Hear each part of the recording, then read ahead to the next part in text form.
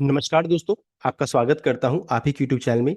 Video को start करने से पहले आप सभी से रिक्वेस्ट करूंगा, अगर अभी तक आपने चैनल को सब्सक्राइब नहीं किया तो इस request to all of you, please channel को सब्सक्राइब कीजिए। तो चलिए स्टार्ट करते हैं। जहां पर देखिए आज हम लोग डिस्कशन करेंगे अबाउट शेयर मार्केट, शेयर बाजार के बारे में, जहां पर आज हमारे बाजार में फिर से ब्लड बाथ देखने को मिला। तो नया रीजन क्या है उसको हम लोग आज मेनली यहाँ पर डिस्कशन करेंगे। इनसे क्या घाटा हो सकता है उसको हम लोग चेक करने वाले हैं। साथ साथ क्या निफ्टी में रिकवरी होगा, इसके बाद कहाँ पर से रिकवरी होने का चांसेस बनता है इसको भी चेक किया जाएगा। सबसे पहले देखिए निफ्टी का अभी का क्या टिकर चला 23,291 का, लगभग 191 पॉइंट्स का आज गिरावट देखने को मिल रही है। अच्छी खासी बिकवाली देखने को मिल रही है। अब ये क्वेश्चन है कि कहाँ से रिकवरी होगा यानी कौन सा लेवल टूटेगा तो मेजर ब्रेकडाउन होगा, वो इंपॉर्टेंट हो जाता है। अगर चेक करेंगे देखिए यहाँ पर अगर आज चेक कीजिएगा गेनर्स का लिस्ट में, तो अपोलो हॉस्पिटल में तेजी है, अदानी पोर्ट्स में तेजी है, कुल्डे में तेजी है, टाटा कंज्यूमर एंड ओएनजीसी में तेजी देखने को मिल रहा है। गिरावट कहाँ है तो आज कल आईटी स्टॉक में तेजी थी, आज आईटी स्टॉक में ब्लड बाथ देखने को मिला। देख सकते हैं जितने भी आईटी स्टॉक्स रही है, TCS, tech Mahindra, Infosys, SL tech, सब में भारी भरकम बिकवाली देखने को मिल रही है। तो देखते हैं ये गिरावट का पीछे मेजर रीजन है कि लार्ज कैप का फिर से सपोर्ट यहाँ पर नहीं मिल रहा है, खासकर आईटी स्टॉक्स का जो कल जहाँ पर तेजी थी आज मंदी का माहौल है। और उसके पीछे रीजन क्या है कि कोग्निजेंट का जो रिजल्ट आया या फिर आईटी कंपनीज का जो वहाँ पर जो कमेंट्री आया अमेरिका में, वो थोड़ा नेगेटिव था, इस कारण से यहाँ पर गिरावट हो रही है। अब आते हैं आज जो गिरावट है उसके पीछे असली रीजन क्या है। देखिए यूएस ने प्रपोज किया है up to 12.5% tariff on India.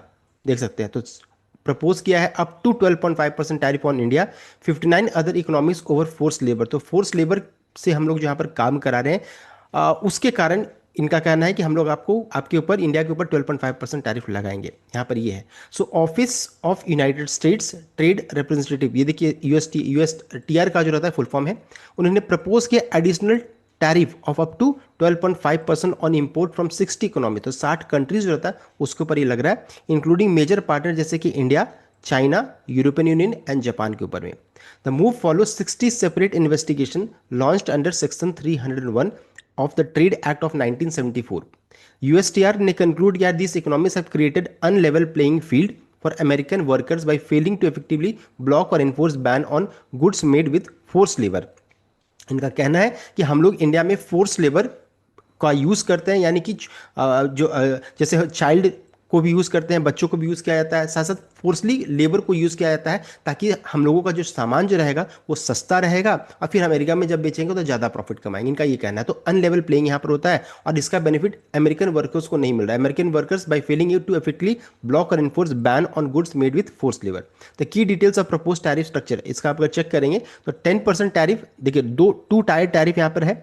10% tariff targeted at economies that do have legal or partial provision on forced labor related to imports but have failed to enforce them effectively। तो ये जिनके लिए जिन्होंने partially इसको follow किया, लेकिन India इस category में आ जा रहा है। 12.5% tariff targeted at economies that have completely fail to implement legal prohibition और enforce restriction on this good. इनका कहना है कि इंडिया में कोई लीगलिटीज नहीं है, फोर्स लेबर यूज कर रहे हैं, सब कुछ यहाँ पर यूज कर रहे हैं। तो ये यहाँ पर उनका मानना है, इस कारण से इंडिया के ऊपर 12.5% 12.5% का टैरिफ लग रहा है। ब्रेकडाउन ऑफ 60 इकोनॉमीज का चेक करेंगे तो यहाँ पर failed both legally and operationally 54 economies. USTR ने प्लेस किया India, China, Japan, South Korea, United Kingdom and Vietnam in this category. For India specifically the report noted failure to impose a force labour import provision. यहाँ पर India में खास कर बता रहे कि इंडिया के लिए खास कर ये कि इन्होंने जो यहाँ पर फेल हुए हैं, इन्होंने to impose force labour import provision which allow firms utilising force labour to lower production cost and distort global market condition. तो इंडिया जो रहता है खासकर ग्लोबल मार्केट कंडीशन को खराब करता है, फोर्स लेबर को यूज़ करते हैं और यहाँ पर सामान को सस्ता, यहाँ पर इनका जो सब प्रोडक्ट जो रहता है वो सस्ता रहता है, पूरा जो कहा जाएगा कि प्रोडक्शन कॉस्ट को कम कर देते हैं। इस कारण से क्या हो जा रहा है, पूरा ग्लोबल सिनारियो जो रहता है डिस्टॉर्ट हो जाता है, खराब हो जा रहा है, ये इनका कहना है। फील्ड एनफोर्समेंट ओनली 6 इकोनॉमिक्स का नाम है, यहाँ पर आप इसको चेक कर सकते हो। तो इंडिया के लिए क्या क्या है, 12.5% एडिशनल यहाँ पर लग रहा है टैरिफ, ये यहाँ पर दिक्कत की बात लग रही है।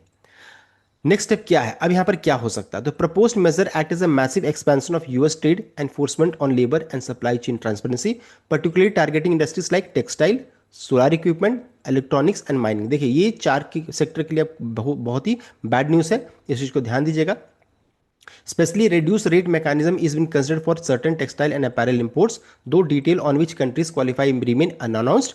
Because this measures are currently proposed under section 301, they will undergo a formal review, अभी रिव्यू होगा, पब्लिक कंसल्टेशन होगा, इन सब कुछ यहाँ पर होने के बाद इन्हीं final tariff action are officially enacted, यहाँ पर उसके बाद होगा। तो ये चीज़ यहाँ पर है। सेक्टर्स भी मैंने बता दिया कहाँ कहाँ ज़्यादा impact, textile, solar, electronic and mining को लेकर के है ज़्यादा। इंडिया के लिए खराब ये न्यूज़ इसलिए है कि डायरेक्ट एक्सपोर्ट हिट होगा। 12.5% blanket tariff on top of existing duties would make Indian good significantly more expensive. अब इंडिया का जो सामान बाहर जाता है वो काफ़ी महंगा हो जाएगा in the US, which is India's largest country export destination. और भारत अमेरिका में सबसे ज़्यादा सामान बेचता एक्सपोर्ट करता है, तो सामान महंगा हो जाएगा, वहाँ पर फिर कंपटीशन बढ़ जाएगा सबके साथ। अभी क्या है, उसके अलावा targeting India core strength, while section 301 proposed proposal is broad, it specifically squeeze massive employment sector like textile, apparel and engineering goods को लेकर के है।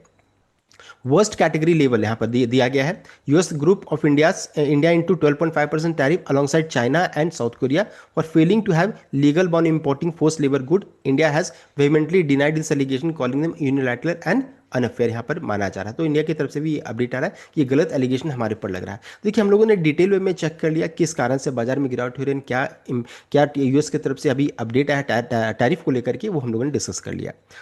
सो अब है क्या निफ्टी में क्रैश कर जाएगा। तो देखिए निफ्टी के लिए कल भी हम लोगों ने डिस्कस किया था कि ये सबसे इंपॉर्टेंट लेवल है 23,150 जो रहता है, ये सबसे इंपॉर्टेंट लेवल है, या फिर 23,100 मान लीजिए मोटा मोटी। अगर ये टूटेगा तभी निफ्टी में ब्रेकडाउन होगा, अदरवाइज इसी रेंज से, यही दोनों रेंज से यहाँ पर फिर से रिकवरी हो जाना चाहिए। यहाँ पर एक गैप है जो मैं कई वीडियो में रिपीट कर रहा हूँ, इस गैप के बाद हो सकता है फिर तुरंत में निफ्टी में रिकवरी हो जाना चाहिए। इस चीज़ को ध्यान दीजिएगा, इस लेवल को वॉच कीजिए, अगर इसके नीचे आएगा तो कोई ट्रेड नहीं, इसके ऊपर में है तब तो ठीक ठाक है। तो इस चीज़ को ध्यान दीजिएगा। और साथ साथ अभी क्या है, अगर मान लीजिए तेजी बनती है तो 23,688 का लेवल जो रहता है ये रेजिस्टेंस का काम करेगा। यहाँ पर देखिए मैंने लिख दिया निफ्टी 23,200 से 23,250 जो रहता है ये इंपॉर्टेंट है, इसको आप 100 कर दीजिए, ज़्यादा बेटर रहेगा। ये लेवल में रिवर्सल के चांसेस है। रेजिस्टेंस का ये लेवल हो गया, बैंक निफ्टी के लिए 53,000 से 50,120 ये सपोर्ट, ये रेजिस्टेंस का लेवल हो गया। और इंडिया विक्स तो अभी अच्छा खासा ऊपर जाने का चांसेस है। साथ साथ आज आरबीआई की एमपीसी की बैठक भी स्टार्ट हो गई है। ये सभी रीजन है जिस कारण से विक्स में आपको भारी उठापटक देखने को मिल सकता है। नेक्स्ट है और गिरावट के पीछे रीजन क्या है, वो है आपका हमारे रुपए आज फिर से काफ़ी कमजोर है, 95.531 यहाँ पर देखने को मिल रहा है। तो ये भी दिक्कत की बात है कि रुपए भी कमजोर है, टैरिफ को लेकर के अपडेट खराब आ रहा है। एफआई भी यहाँ पर बिकवाली कैश में चेक कीजिएगा तो बड़ी बिकवाली 8,362 करोड़ का, हालांकि यहाँ पर कैश में उन्होंने खरीदारी किया है, डिया ने भी अच्छी खासी खरीदारी किया, लेकिन फिर भी चूंकि कैश में बिकवाली हो रहा है ये दिक्कत की बात है। तो देखिए हम लोग ने बहुत सारे रीजन को पकड़ लिया है। और उसका एक और रीजन है वो है यूएस और ईरान के बीच में जो युद्ध चल रहा है और पीस टॉक चल रहा था वो खत्म होता हुआ दिख रहा है, युद्ध फिर से स्टार्ट होता हुआ दिख रहा है, बमबारी फिर से स्टार्ट हो गई है। देख सकते हैं यूएस ने स्ट्राइक किया ईरान किसम आइलैंड से इस तेहरान टारगेटेड कुवैत। देख सकते हैं यूएस इंटरसेप्ट ईरानियन ड्रोन्स इन कुवैत आफ्टर कंडक्टिंग। देख सकते ये अपडेट आ रहा है, यानी कि बमबारी चल रहा है और ये सिचुएशन करंटली है, अभी आप चेक कर सकते हैं। एंड इस कारण से क्रूड देखिए फिर से 94, 96, 95 के राउंड में जा रहा है। तो क्रूड में भी तेजी बन रही है, ये भी हमारे मार्केट के लिए काफ़ी नेगेटिव न्यूज़ है। क्रूड में तेजी हो रहा है, यूएस ईरान के बीच में युद्ध हो रहा है, साथ साथ टैरिफ को लेकर के नेगेटिव अपडेट आ रहा है। तो बहुत सारे रीजन हम लोगों ने डिस्कस कर लिया। अगर चेक करेंगे डाउ फ्यूचर्स की क्या स्थिति है तो देख सकते हैं मिला जुला संकेत है, न तेजी है न मंदी है। एशिया बाजार को अगर हम लोग चेक करेंगे देख सकते हैं यहाँ पर हैंगसेंग में लगभग 1.76% का गिरावट देखने को मिल रहा है, चाइना में 2.25% का गिरावट देखने को मिल रहा है, जापान में लेकिन यहाँ पर तेजी देखने को मिल रही है। ये करंटली सिचुएशन है, आप चेक कर सकते हैं। तो ग्लोबल सिनेरियो अभी के समय में चेक करेंगे तो एशिया बाजार में दबाव देखने को मिल रहा है, नेगेटिव है। एफआईडीआई डेटा नेगेटिव साइड में है, रुपए में कमजोरी है, यूएस ट्रेड डील को लेकर के नेगेटिव न्यूज़ है, यूएस ईरान को लेकर के नेगेटिव न्यूज़ है। तो सभी चीज़ यहाँ पर नेगेटिव है, लेकिन ध्यान रखिएगा 23,100 से 23,150 का लेवल सबसे इंपॉर्टेंट है। इसके नीचे जाएगा तभी हम लोग यहाँ पर अब बेरिस होंगे या फिर यहाँ से गिरावट होगा, अदरवाइज यहाँ से रिकवरी हो जाना चाहिए। So the complete update I hope आप लाइक कीजिएगा, शेयर कीजिए, चैनल को सब्सक्राइब कीजिएगा। Thank you.